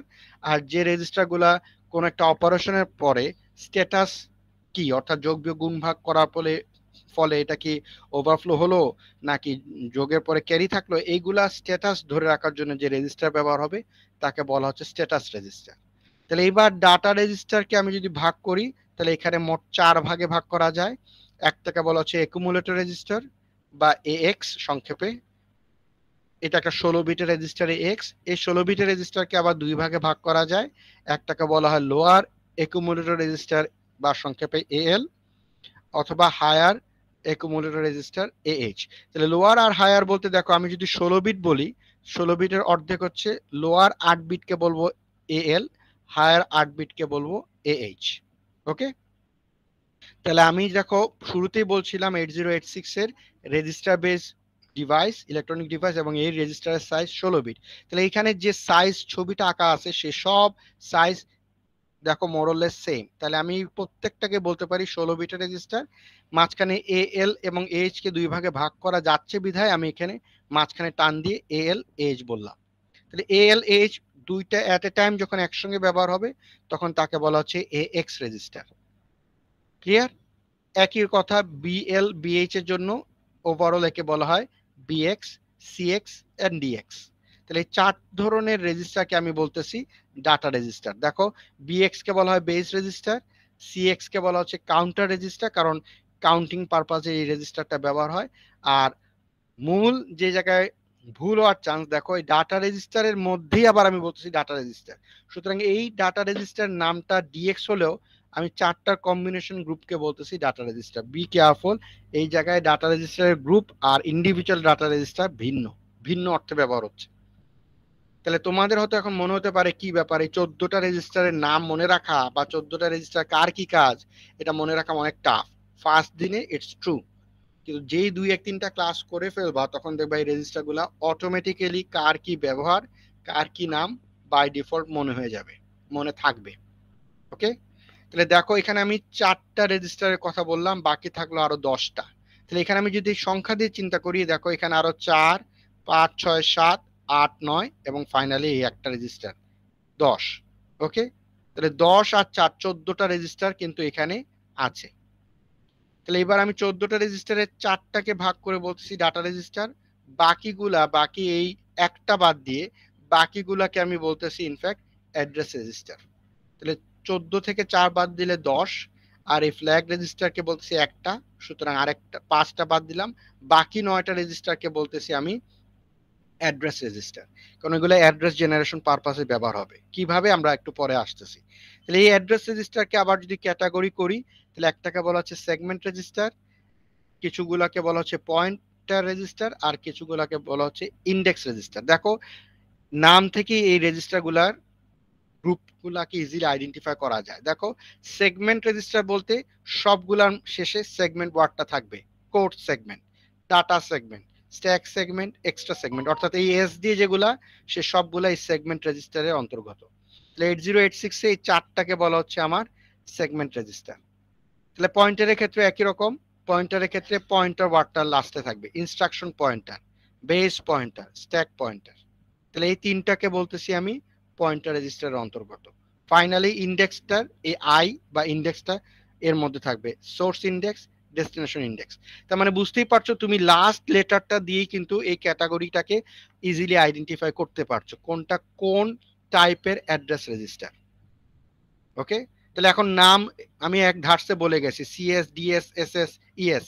সুতরাং কার কি নাম, C stands for code, D stands for data. এগুলো ইনিশিয়ালি হয়তো মনে হবে যে মনে রাখবো কিভাবে, কিন্তু 2-1টা ক্লাস করলে একই কথা, 2-1টা ক্লাস করলে দেখবো এগুলো একেবারেই সহজ। ওকে, আমরা এই কোড সেগমেন্ট, ইনস্ট্রাকশন পয়েন্টার বা পয়েন্টার রেজিস্টার এবং ইন্ডেক্স রেজিস্টারের ব্যবহার, কিভাবে অ্যাড্রেস জেনারেশন পারপাসে ব্যবহার হয়, সেগুলো আমরা একটু পরে বা আজকে ক্লাসে হয়তো সময় না, 11টা 10 পর্যন্ত না তোমাদের ক্লাস আছে, সুতরাং আমি যতটুকু সম্ভব আলোচনা করব। ওকে, ফাইনালি দেখো ফ্ল্যাগ রেজিস্টার। তাহলে স্ট্যাটাস রেজিস্টার নাম বলতেছি, একে অবলিক দিয়ে আমি ফ্ল্যাগ রেজিস্টারও বলতে পারতাম। এখানে যদিও আমি ক্যাটাগরি দেখাচ্ছি, কিন্তু আলটিমেটলি সবগুলো একটা রেজিস্টারকে ইন্ডিকেট করে। Status register, flag register in fact details দেখালে 16 বিটের রেজিস্টারের মধ্যে মাত্র 8 বিট ব্যবহার হয়, সরি 9 বিট ব্যবহার হয়, 16 বিটের মধ্যে মাত্র 9। এই 9টাকে আবার আমি 6টা বিটকে বলতেছি স্ট্যাটাস ফ্ল্যাগ বিট, 3টাকে বলতেছি কন্ট্রোল বিট। তাহলে আমি এই স্ট্যাটাস আর কন্ট্রোলটাকে ইনফ্যাক্ট এখন তোমাদের সঙ্গে ডিটেইলস ডিসকাস করব না, আরো একটা দুইটা ক্লাস পরে। জাস্ট এইভাবে যদি বলি যে এই যদি 16 বিটের হয়, তাহলে আমি ফার্স্ট বিটটাকে যদি 0 বলি, লাস্টের বিটটাকে আমাকে বলতে হবে 15। 0 1 2 3 করে প্রত্যেকটার জন্য এক একটা করে খোপ কাটলাম, তাহলে আমি এক একটার জন্য এক একটা বিট ধরলাম। তাহলে এই ডট ডট দিয়ে দেখাই। এর মধ্যে আবার স্পেসিফিক্যালি কোন বিট ব্যবহার হবে, কোন বিট এমটি থাকবে, এমটি গুলাকে আমি খালি বা ক্রস দিয়ে রাখবো। মানে এই 16 বিটের মধ্যে মাত্র 9 বিট আমি ব্যবহার করব। এই 9 বিটের মধ্যে 6 বিট আসবে স্ট্যাটাস, আর 3 বিট আসবে কন্ট্রোল ফ্ল্যাগ বা কন্ট্রোল হিসেবে সংক্ষেপে লিখলাম। তাহলে আমি যদি একবারে সিম্পলি বলি, একে বলা হয় ডিআইএনটি। এই 3টা হলো direction flag, interrupt flag, trap flag. এই 3টাকে বলা হয় কন্ট্রোল ফ্ল্যাগ। আর বাদ বাকি যে 6টা আছে, আমি যদি বলি এরকম ও ডিআই, না সরি ভুল বললাম, এই 9 বিটটাকে ও ডিআইটি, তারপরে এস, আচ্ছা যাই হোক, আমি এখন নিজেরই মনে নাই, আমি পরে তোমাদেরকে বলবো। Overflow, direction flag, interrupt flag, trap flag, sign flag, তারপরে এপিসি মনে আছে সংক্ষেপে, APC auxiliary flag, parity flag, carry flag, মাঝখানে দুইটা হয়তো ভুলে গেছি। Okay, 3 3 6 7 8 9 status flag. আচ্ছা যাই হোক, একটা অন্তত ভুলে গেছি, পরে বলবো আমি। তাহলে এই 16 বিটের মধ্যে মাত্র 9 বিট আসছে স্ট্যাটাস রেজিস্টার বা ফ্ল্যাগ রেজিস্টার। ওকে, তাহলে দেখো এর বাইরে গিয়ে আমি আবার এখানে এই গোল্লা সিম্বল দিয়ে দেখাচ্ছি স্পেশাল পারপাস রেজিস্টার। তাহলে আমি বলতে পারি সেগমেন্ট রেজিস্টার গুলা স্পেশাল পারপাস, আর ফ্ল্যাগ রেজিস্টারটা অর্থাৎ এই যে ফ্ল্যাগ রেজিস্টার বলতে যে 16 বিটের মধ্যে 9 বিট বলছি সেটাকে বলছি স্পেশাল পারপাস। নামটা স্পেশাল পারপাস কেন? যে এদের জন্য স্পেসিফিক কাজ এর জন্য এই রেজিস্টারগুলা ফিক্সড, ডেডিকেটেড কাজ বাইরে অন্য কোনো কাজ এরা করবে না। তাহলে এই কারণেই এই 14টার মধ্যে এখানকার 4টা 5 6 এবং 7 এই 7টা রেজিস্টারকে বলছি স্পেশাল পারপাস। আর বাদ বাকি তাহলে কি? বাদ বাকিগুলোকে বলা হয় জেনারেল পারপাস রেজিস্টার। ওকে, আমরা নেক্সট ক্লাসে এগুলো নিয়ে আরো ডিটেলস ডিসকাস করব। তাহলে দেখো এবার আগের স্লাইড যদি দেখাই, তাহলে এই 14টা রেজিস্টার এখানে আছে কিনা দেখো। 1 2 3 4 5 এই 5টা রেজিস্টার আমি বাস ইন্টারফেস ইউনিটে রাখছি। বাদ বাকিগুলা 6 7 8 9 10 11 12 13 আর এই যে ফ্ল্যাগ 14, মানে 14টা রেজিস্টারই এবার বাস ইন্টারফেসিং ইউনিট এবং এক্সিকিউশন ইউনিটের মধ্যে অন্তর্গত। তাহলে আমি যদি কোনো ইন্টারনাল আর্কিটেকচার আঁকতে বলি আমাকে কিন্তু স্পেসিফিক্যালি এই সিকোয়েন্স অনুযায়ী আঁকতে হবে। আমি এখানকার এক্সট্রা সেগমেন্ট ভুল করে যদি নিচেরটাতে নিয়ে চলে আসি তাহলে ভুল, কারণ আমার বাস ইন্টারফেসিং ইউনিটের মধ্যে এই সেগমেন্ট রেজিস্টারগুলা এবং আইপি ইনস্ট্রাকশন পয়েন্টার অর্থাৎ একটা পয়েন্টার রেজিস্টারের একটা থাকতেই হবে। তাহলে এই 5টা এই সিকোয়েন্স অনুযায়ী রাখতে হবে। আর এক্সিকিউশন ইউনিটের মধ্যে এই বাদ বাকিগুলা থাকবে। তুমি যদি এখন এএল এর এএইচ এই প্রথমে না দিয়ে পরে দাও তাহলে তোমার ছবি ভুল, অর্থাৎ এইখানে আমি কোনো অবস্থাতে মডিফাই করতে পারবো না। ক্লিয়ার? তাহলে এক্সিকিউশন ইউনিটের মধ্যে দেখো খেয়াল করে জেনারেল পারপাস রেজিস্টার ম্যাক্সিমাম, আর বাস ইন্টারফেসিং ইউনিটের মধ্যে স্পেশাল পারপাসের ম্যাক্সিমাম গুলাই আছে। বাদ বাকিগুলা যেগুলো আছে যেমন দেখো ফ্ল্যাগ যদিও স্পেশাল পারপাস কিন্তু আছে এক্সিকিউশন ইউনিটের মধ্যে। বুঝতেই পারছো কেন ফ্ল্যাগটা এক্সিকিউশন ইউনিটের মধ্যে, কারণ অ্যারিথমেটিক লজিক ইউনিট অপারেশনের পরে এর রেজাল্টের উপর ডিপেন্ড করে স্ট্যাটাস ফ্ল্যাগগুলা বিটগুলা আইদার 1 অথবা 0 হবে। আমরা নেক্সট ক্লাসে বা তারপরে ক্লাসে আসবো। ওকে, ক্লিয়ার? এবার দেখো লাস্ট একটা পয়েন্ট বলেই শেষ করব আজকের ক্লাসে, যে আমরা আবার যদি একটু আগের স্লাইডে ফেরত যাই, খেয়াল করে দেখো এখানে বলা হচ্ছে 8086 নিয়ে যদি বলি, আমাদের ইনফ্যাক্ট এই কলামটা মনে রাখা খুবই দরকারি, কারণ আমরা যখন মানে কি বলবো ইয়েতে যাব কোনো ভাইভা বোর্ড বা কোনো রকমের কি বলবো মাল্টিপল চয়েস কি বলে এটাকে অ্যাডমিশন টেস্ট তো না, মনে করো ইন্টারভিউ এর আগে আরে কোন রকম চাকরির বাজারে যখন যাব তখন রিটেন এক্সাম যদি থেকে থাকে তাহলে দেখা যাবে সবাই জানে তোমরা 8086 নিয়ে পড়ছো, এই পয়েন্ট থেকে কিন্তু মাল্টিপল চয়েস আসতেই পারে যে mention about number of transistor in 8086 microprocessor, তখন 2900 1,34,000 এরকম বিভিন্ন ভ্যালু দিলে তোমাকে কিন্তু গোল্লা পূরণ করতে হবে এই 2900। সুতরাং এই টেবিলের সবগুলা কন্টেন্ট মনে না রাখলেও 8086 এবং 8088 এই দুইটা মনে রাখা মাস্ট। ওকে, তাহলে আমি এখানে ফেরত আসছি এটা বলার জন্য, অ্যাজ ওয়েল অ্যাজ দেখো খেয়াল করে এখানে অ্যাড্রেস বিট হচ্ছে 20 পিনের আর ডাটা বাস হচ্ছে 16 পিনের। এখানে একটা ঝামেলা আছে, খেয়াল করে দেখো আমি 20 বিটের অ্যাড্রেস যেহেতু জানি 8086 এর, সুতরাং আমাকে একটা অ্যাড্রেস লোকেশন করার জন্য আমাকে 20 পিনের একটা অ্যাড্রেস জেনারেট করতে হবে।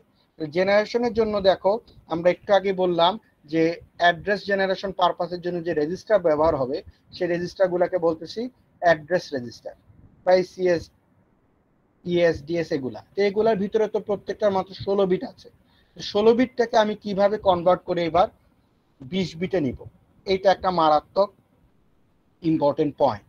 ওকে, তাহলে খেয়াল করে দেখো এটাকে করা হয় এরকম, আমি যে সেগমেন্টের অ্যাড্রেস নিব সেটা যেহেতু 16 বিটের, তাহলে হেক্সাডেসিমাল নাম্বারে আমরা জানি 4 ডিজিটে বাইনারি 4 ডিজিটকে কম্বাইন করলে আমরা 1 ডিজিট হেক্সাডেসিমালকে রিপ্রেজেন্ট করতে পারি। তাহলে এই কারণে দেখো 348A বলে একটা আরবিট্রারি উদাহরণ হিসেবে দিচ্ছি, এই 4টা ডিজিট দ্বারা আমি 16 বিটকে এক্সপ্রেস করলাম। বুঝতে পারলাম কি? এবার 16 থেকে যদি 20-এ কনভার্ট করতে হয় তাহলে আমি এক্সট্রা একটা 0 বা আরো 4 বিট এখানে আনবো। এই 0 বলতে হেক্সাডেসিমাল নাম্বারে 0। ওকে, তাহলে 20 পিনে কিন্তু কনভার্ট হলো। এইবার এই 20 পিন বা 20 বিটের অ্যাড্রেসকে বলতেছি আমি বেস অ্যাড্রেস বা স্টার্টিং অ্যাড্রেস। এবার এই স্টার্টিং অ্যাড্রেসের সঙ্গে যদি আইপি কোড সেগমেন্টের জন্য যে অফসেট বা যে ভেরিয়েশন হ্যান্ডেল করে তাকে বলা হয় আইপি ইনস্ট্রাকশন পয়েন্টার। তাহলে দেখো একটু আগে আমি বলছিলাম একটা অ্যাড্রেস জেনারেশনের জন্য বোথ আমাকে সেগমেন্ট এবং এইখানকার আইপি বা এসপি বা যে কোনো একটা ব্যবহার করতে হয়। সুতরাং আমি খুব এক কথায় বলে ফেললাম যে কোড সেগমেন্টের জন্য আমাকে অবভিয়াসলি আইপি ব্যবহার করতে হবে। তাহলে কোড সেগমেন্টের ভিতরে যেখানে আমি ইনস্ট্রাকশন স্টোর করে রাখছি সেই মেমোরি লোকেশনকে লোকেট করার জন্য আমি স্পেশাল পারপাস রেজিস্টার হিসেবে সিএস এবং আইপি কে ব্যবহার করব। এর দুইটার বাইরে আর কোনোটা আমি ব্যবহার করতে পারি না। এর জন্য এগুলা দেখো স্পেশাল পারপাস রেজিস্টারের মধ্যে অন্তর্গত।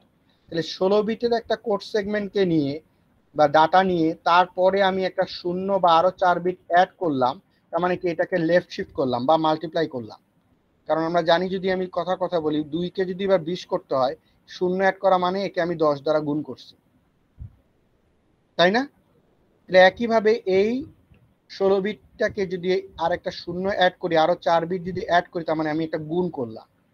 এই গুণের পরে যে 20 বিনে কনভার্ট হলো তাকে বলছি বেস অ্যাড্রেস। এবার সেই বেস অ্যাড্রেস থেকে যদি আইপি থেকে পাওয়া অ্যাড্রেস যোগ করি তাহলে যে অ্যাড্রেসটা বের হবে তাকে বলছি ফিজিক্যাল অ্যাড্রেস। ক্লিয়ার? তাহলে এখানে দেখো একটা সুন্দর উদাহরণ দিয়ে দেখানো হয়েছে স্টার্টিং অ্যাড্রেস তার সঙ্গে আইপি এই 4214 যোগ করে যে লোকেশনটা পাইলাম এটাই হলো সেই ফিজিক্যাল অ্যাড্রেস। তাহলে আমি বলতে পারি স্টার্টিং অ্যাড্রেস বের করার জন্য সেগমেন্টের সঙ্গে যদি একটা 0 অ্যাড করি তাহলে যে অ্যাড্রেসটা আসবে সেটা হবে তার স্টার্টিং অ্যাড্রেস। তার সঙ্গে যদি আইপি, এই ক্ষেত্রে কোড সেগমেন্টের ক্ষেত্রে আইপি অ্যাড্রেস যোগ করি তাহলে আসবে ফিজিক্যাল অ্যাড্রেস। আর এই কোড সেগমেন্টের সাথে যদি আইপির অ্যাড্রেস যোগ না করে 4টা এফ যোগ করি তাহলে যে অ্যাড্রেস আসবে তাকে বলতেছি টপ অফ সেগমেন্ট অ্যাড্রেস। তাহলে এই যে ফিজিক্যাল অ্যাড্রেসের বাইরে ম্যাক্সিমাম কোড সেগমেন্টের যে স্পেস তাকে বলতেছি top address are starting address. বুঝতে পারলাম? স্যার লাস্ট পার্ট শুনে বুঝিনি, লাস্ট পার্ট বুঝো নাই তাই তো? ওকে, তাহলে আমি এখানে জাস্ট এইটুকু বলে আজকে শেষ করি। আজকে যেহেতু সময় নাই, আমি যে কোনো ফিজিক্যাল অ্যাড্রেস বের করার জন্য আমাকে 2টা পার্ট লাগবে। একটাকে বলা হবে সেগমেন্ট অ্যাড্রেস, আরেকটাকে বলা হবে অফসেট অ্যাড্রেস। আমি এখানে স্পেসিফিক কোড সেগমেন্টের উদাহরণ দিলাম। কোড সেগমেন্টে যদি এইরকম একটা অ্যাড্রেস দেওয়া থাকে সেটা 16 বিটের অ্যাড্রেস, তাকে আমার 20 বিটে কনভার্ট করতে হবে কারণ 8086 এর অ্যাড্রেস বাসের বিট সংখ্যা 20। তাহলে এই কনভার্সনের জন্য আমার এই 0টা অ্যাড করা মাস্ট। তাহলে এখানে লাস্টে 0 যোগ করা মানে এটাকে আমি গুণ করছি, সামহাও হেক্সাডেসিমাল নাম্বারকে 10h দ্বারা গুণ করে একে কনভার্ট করলাম 20 পিনে। দেন এর সঙ্গে যদি আরো 4 বিটের লিস্ট সিগনিফিকেন্ট থেকে 4 বিট বা আমি 4 বিট যোগ করার পরে 16 বিটের একটা আইপি, এরও যেহেতু অ্যাড্রেস 16 বিটের হয় তাহলে এই 16 বিটটাকে যদি যোগ করি তাহলে প্রত্যেকটা বিট ওয়াইজ যোগ করে যে রেজাল্ট পাবো তাকে বলছি ফিজিক্যাল অ্যাড্রেস। তাহলে দেখো এই যে গুণ এবং যোগ এই অপারেশনটাকে বোঝানোর জন্যই দেখো এই জায়গায় এই সামিং ইউনিটটা রাখছি। তাহলে কোড সেগমেন্ট থেকে এবং আইপি থেকে 2টা কানেক্টিং পাথ ধরে এই এএলইউ তে আসলো, অ্যারিথমেটিক লজিক ইউনিটে আসলো। গুণ করলাম ফার্স্টে সিএস এটাকে 10h দ্বারা বা একটা লেফট শিফট করলাম 1 ডিজিট হেক্সাডেসিমাল নাম্বারে 1 ডিজিট বা বাইনারিতে 4 ডিজিট করে তার সঙ্গে আইপির অ্যাড্রেস যোগ করে আমি 20 পিনের অ্যাড্রেস জেনারেট করলাম। এর জন্য উপরে দেখো এখানে বলা আছে মেমোরি ইন্টারফেসিং। ক্লিয়ার?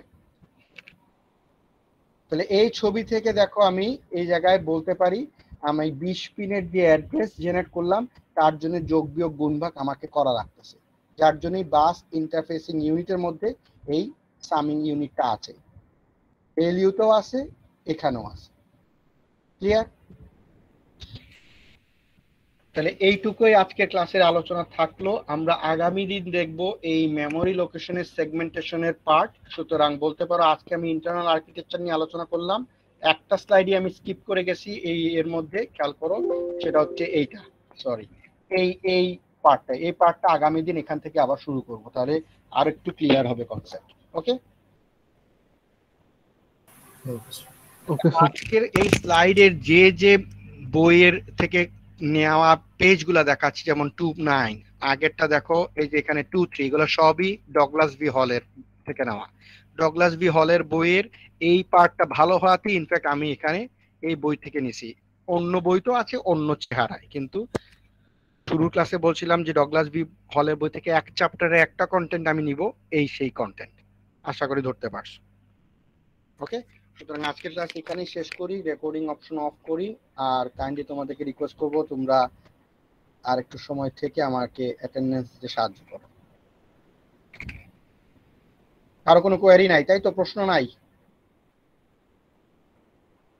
নাই, ওকে।